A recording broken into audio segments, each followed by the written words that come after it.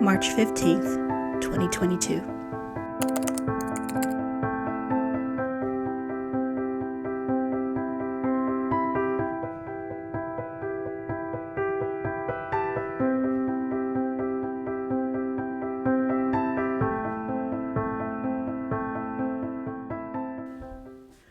What do we do if they don't like it?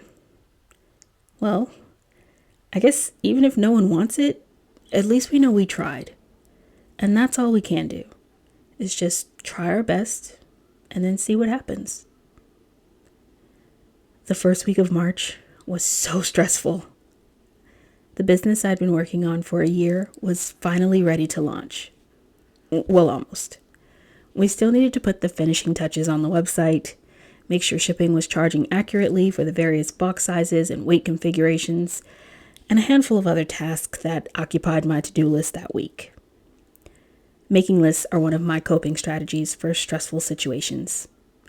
When I start feeling overwhelmed, I make a list of everything I need to do, taking the larger-than-life obligations that clutter my mind and turning them into a neat, simple list that I can check off with the flick of a pen.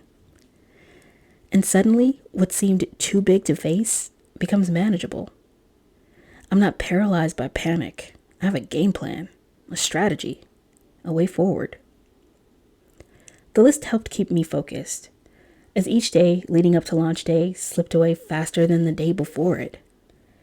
It felt like time was running away from me, pushing me quickly towards what I wanted, but wasn't sure I was ready to handle.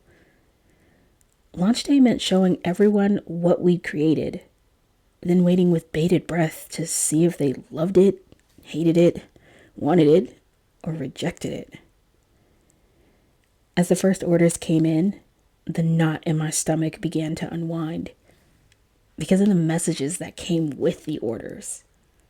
They were excited. They loved it. It was something they needed and wanted. I exhaled tears of joy and gratitude. All the time spent, the challenges and setbacks were all worth it. It took a lot to get to launch day, and I'm so glad we were brave enough to try.